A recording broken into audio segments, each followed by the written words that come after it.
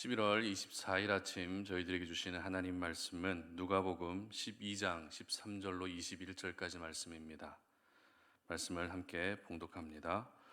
무리 중에 한 사람이 이르되 선생님 내 형을 명하여 유산을 나와 나누게 하소서 하니 이르시되 이 사람아 누가 나를 너희의 재판장이나 물건을 나누는 자로 세웠느냐 하시고 그들에게 이르시되 삼가 모든 탐심을 물리치라 사람의 생명이 그 소유에 넉넉한 데 있지 아니하니라 하시고 또 비유로 그들에게 말하여 이르시되 한 부자가 그 밭에 소출이 풍성하매 심중에 생각하여 이르기를 내가 곡식 쌓아둘 곳이 없으니 어찌할까 하고 또 이르되 내가 이렇게 하리라 내 곡간을 헐고 더 크게 짓고 내 모든 곡식과 물건을 거기 쌓아두리라 또 내가 내 영혼에게 이르되 영혼아 여러 해 쓸 물건을 많이 쌓아두었으니 평안히 쉬고 먹고 마시고 즐거워하자 하리라 하되 하나님은 이르시되 어리석은 자여 오늘 밤에 내 영혼을 도로 찾으리니 그러면 내 준비한 것이 누구의 것이 되겠느냐 하셨으니 자기를 위하여 재물을 쌓아두고 하나님께 대하여 부요하지 못한 자가 이와 같으니라. 아멘. 탐심은 품는 것이 아니라 물리치는 것이다 라는 제목으로 오늘 말씀 전합니다. 우리 사회의 부정과 부패와 관련된 여러 사건들을 보게 되면 대부분 돈과 연관되어 있는 것을 보게 됩니다. 돈 때문에 양심을 저버리기도 합니다. 돈 때문에 사람을 배신하기도 합니다. 그리고 돈 때문에 사람으로서 가져야 할 기본적인 도덕성마저도 저버릴 때가 있는 것 같습니다. 이것을 보게 되면 이 돈이 가지고 있는 파괴력, 물질이 가지고 있는 파괴력이 얼마나 큰 것인지 저희들은 다시 깨닫게 되는데요. 사람들이 이 돈과 물질에 대해 가지고 있는 인식은 권력, 힘, 영향력 이와 같은 것들인 것 같습니다. 그러다 보니 돈으로 인해 여러 가지 폐해들이 우리 삶 가운데 생기게 되는 것 같습니다. 사실 돈이라고 하는 것은 자본주의 사회 체제 안에서는 반드시 필요한 것이죠. 하지만 반드시 필요하기 때문에 그것을 차지하기 위한 치열한 전쟁이 일어나는 것도 사실입니다.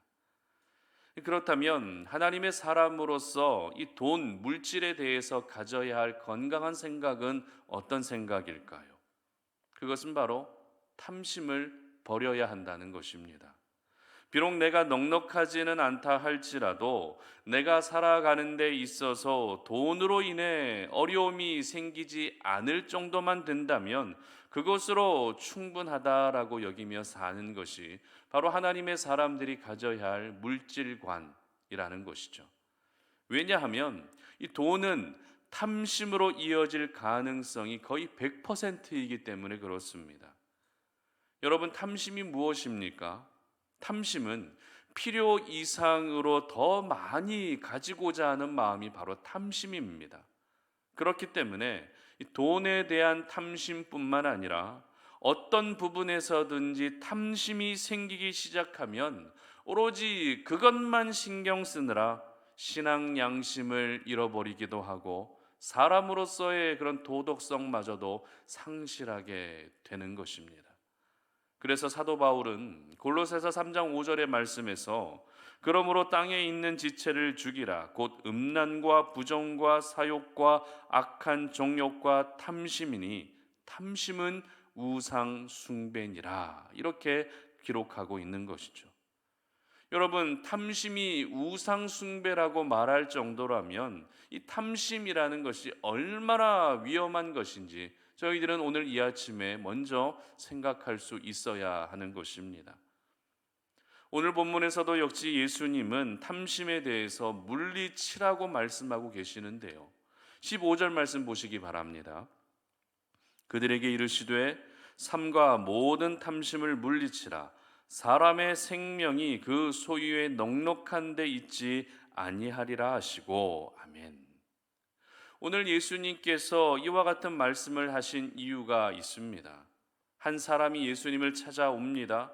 그런데 이 사람은 유산을 많이 받지 못한 것에 대해서 적지 않은 서운함을 가지고 있었던 것 같습니다. 그래서 예수님에게 한 가지 부탁을 하죠. 13절 보시기 바랍니다.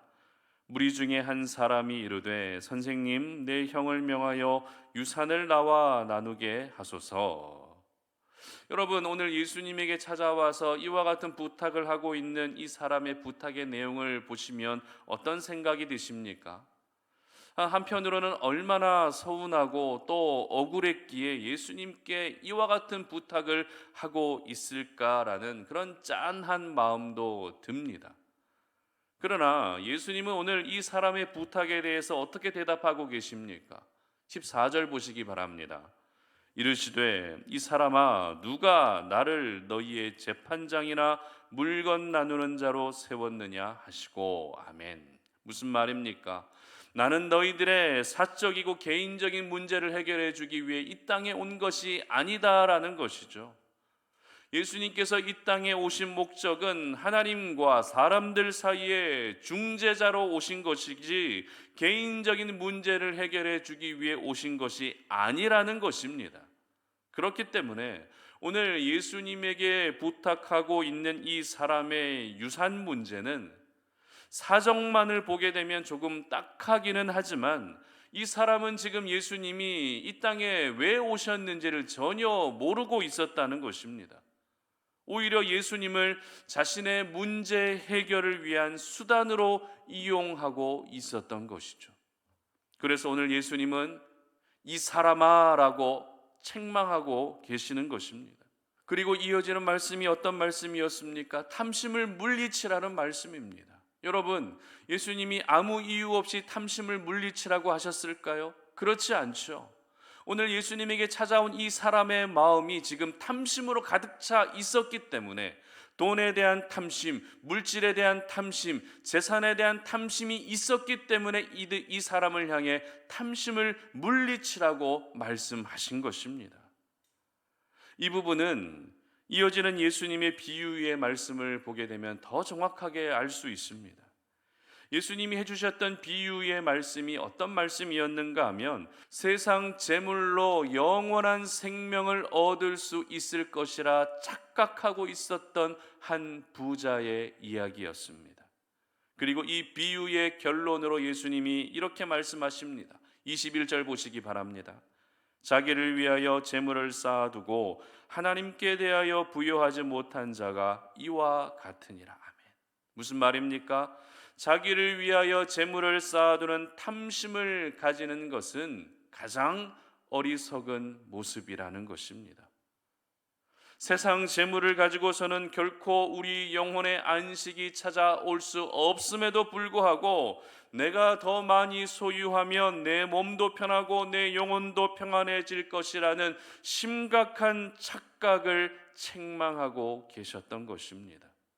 그러므로 오늘 예수님에게 찾아와서 재산을 나눠주기를 부탁했던 이 사람의 이야기와 그리고 예수님이 말씀하신 한 부자의 비유의 말씀의 핵심은 바로 물질에 대한 탐심을 물리쳐야 한다라는 이 말씀이 바로 오늘 두 가지 사건의 핵심이었던 것입니다.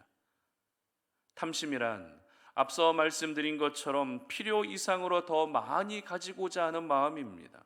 이것을 쉬운 말로 이야기하면 욕심이라고도 말할 수 있을 것 같은데요. 그러면 탐심을 물리치라는 것은 욕심을 갖지 말아야 된다는 의미가 되는 것입니다. 그런데 여기서 저희들이 한 가지 기억해야 할 것은 세상 욕심은 물리쳐야 되지만 하나님 나라에 대한 욕심은 어떻게 해요? 가질 수 있어야 한다는 것입니다. 복음에 대한 욕심, 한 영혼에 대한 욕심, 하나님 나라의 확장에 대한 욕심은 오늘도 저희들이 가져야 할 가장 거룩한 욕심이라는 것입니다. 그러므로 이와 같은 거룩한 욕심은 우리가 오늘을 살아가면서 얼마든지 가져야 되지만 나의 행복만을 위한 세상 욕심은 모두 물리치는 것이 바로 오늘 저희들이 살아야 할 삶의 모습인 것입니다. 저희들은 다른 사람들에 비해서 무언가 조금 부족한 부분이 있게 되면 그 부족한 부분을 채우기 위해서 굉장히 스트레스를 받습니다. 그리고 과한 욕심을 낼 때도 있습니다. 하지만 그렇게 해서 어느 정도 내가 소유했다고 해서 그 욕심이 완전히 사라질까요? 그렇지 않습니다. 더 많이 가진 사람과 자신을 비교하게 되면서 탐심이 또 생겨나게 되는 것이죠. 그리고 결국 내가 원하는 것을 얻기 위해 모든 신앙 양심과 도덕성마저도 포기해 버리게 되는 것입니다. 그렇기 때문에 우리 안에 이 탐심의 마음이 한번 생기게 되면 그 탐심이 사라지는 것은 굉장히 어려워지는 것이죠. 그러면 어떻게 해야 할까요? 이 탐심의 마음이 생겼을 때 탐심의 마음이 사라지는 것이 어렵다면 어떻게 해야 되겠습니까? 바로 처음부터 탐심의 마음을 갖지 않도록 해야 한다는 것입니다. 세상 욕심과 탐심을 내가 의지적으로라도 물리치고 지금 내가 가진 것에 대해서 자족할 뿐만 아니라 하늘의 것, 거룩한 것에 대해서 욕심을 가질 수 있도록 욕심에 대한 방향 전환이 이루어지게 해야 한다는 것입니다. 사도 바울은 탐심에 대해서 갈라디아 교회 성도들에게 이렇게 이야기합니다. 갈라디아서 5장 24절인데요. 그리스도 예수의 사람들은 육체와 함께 그 종욕과 탐심을 십자가에 못 박았느니라. 아멘. 그렇습니다. 예수를 믿어 하나님의 자녀가 된 저희들은 탐심을 십자가에 못 박았다는 것입니다. 탐심을 십자가에 못 박아야 된다는 것이 아니라 이미 예수님을 믿은 그 순간 모든 탐심이 십자가에 못 박혀졌다는 것입니다. 그러므로 이미 십자가에 못 박힌 탐심에 여러분들 더 이상 지배당하지 않으시기를 바랍니다. 십자가의 보혈의 능력으로 여러분을 흔들려고 하는 모든 세상의 탐심을 오히려 여러분이 지배할 수 있기를 바랍니다. 저희들은 죄성을 가진 사람들이기 때문에 탐심을 누구나 품을 수는 있습니다. 하지만 내가 탐심을 품은 것에 대해서 결코 합리화할 수는 없습니다. 오히려 그 탐심이 오래되면 우상 숭배로 이어지기 때문에 탐심만큼 위험한 것은 없는 것 같습니다. 그러므로 이제부터 탐심은 품는 것이 아니라 물리치는 것임을 여러분 기억할 수 있기를 바랍니다. 그것이 내 힘으로는 잘 되지 않는다 할지라도 이미 우리 예수님이 십자가에 못 박혀 돌아가 주심으로 말미암아 모든 탐심이 못 박혀졌음을 기억할 때 우리 주님께서 내 안에 역사하려 하는 모든 탐심까지도 제어해 주시고 막아 주시고 물리쳐 주신다는 사실을 믿으시기를 바랍니다. 많은 사람들이 물질 앞에서 비겁해집니다. 물질 앞에서 타협하게 됩니다. 이것이 바로 우리가 살아가고 있는 세상의 분위기이지만 우리 송탄올인의 모든 가족들은 물질로 인한 탐심을 물리치시고 오히려 물질 앞에서 자유해질 수 있기를 바랍니다. 그래서 오늘도 우리가 물질의 부요함을 꿈꾸기보다 하나님의 은혜의 부요함을 누구보다도 사모하며 살아가시는 우리 송탄올인의 모든 가족들이 되시기를 주님의 이름으로 축복합니다. 함께 기도하겠습니다.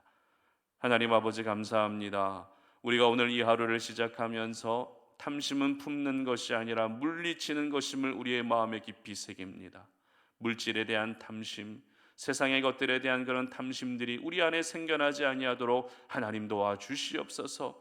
내 안에 살아서 역사하시는 성령 하나님의 은혜로 말미암아 이 모든 탐심이 이미 십자가에 못 박혀 있다는 사실을 기억하며 탐심에 지배당하는 인생이 아니라 우리가 오히려 탐심을 지배할 수 있는 그러한 성숙한 하나님의 사람들 되게 하여 주시옵소서. 감사드리며 예수님의 이름으로 기도드립니다. 아멘.